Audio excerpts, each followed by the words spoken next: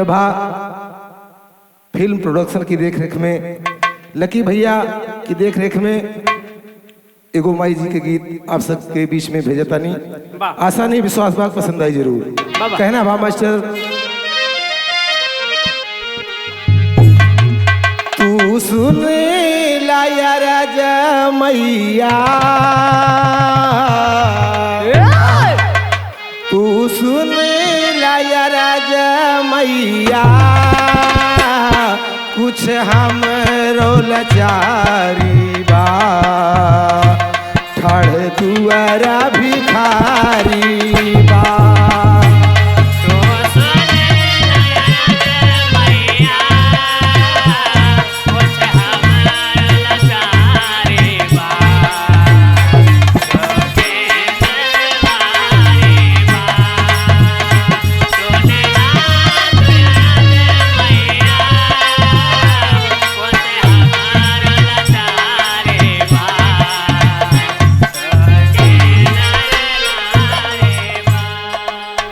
भक्त कहता कि ए माँ, तेरे दरबार में जो कोई आया है खाली हाथ नहीं लौटा है। कुछ भक्त आराधना बंधन करत बा, माई अर्जी सुनला। अंतरक भाव में कहना का बा मास्टर,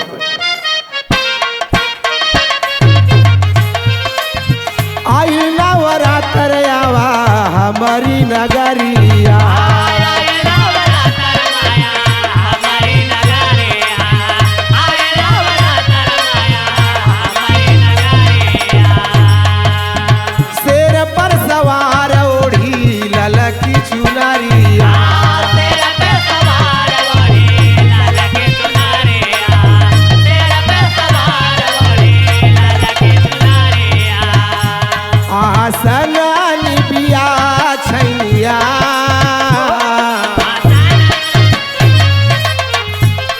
आसन निबिया छैया,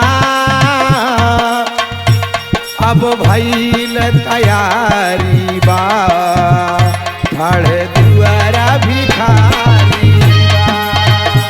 आसन निबिया छैया, अब भइल तैयारी बा, ठाड़ दुआरी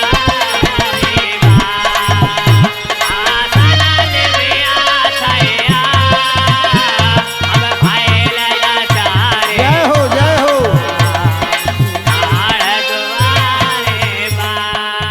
आसन निबिया छैया, अब भइल तैयारी बा, ठाड़ दुआरा भिखारी बा। अगली लाइन में भक्त कहता क्या मास्टर,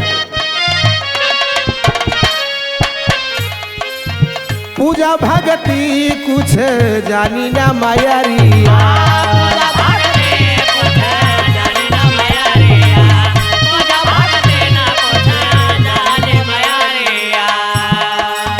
गंगा के जल से धोइब राउरी चरनिया,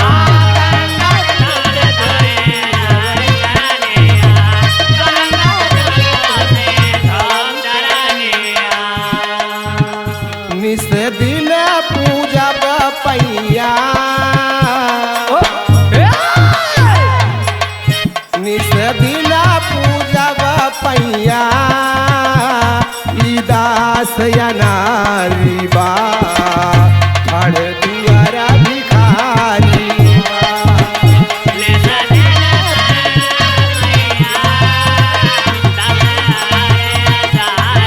जय हो जय हो।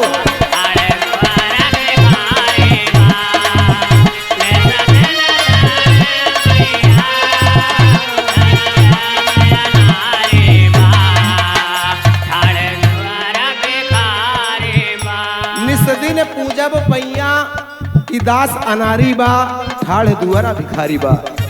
लास्ट लाइन में कहना का बा मास्टर,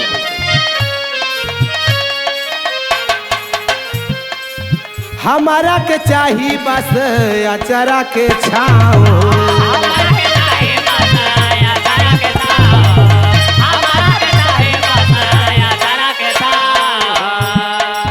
कहे जे पिया दो माई अब हमरे गाँव,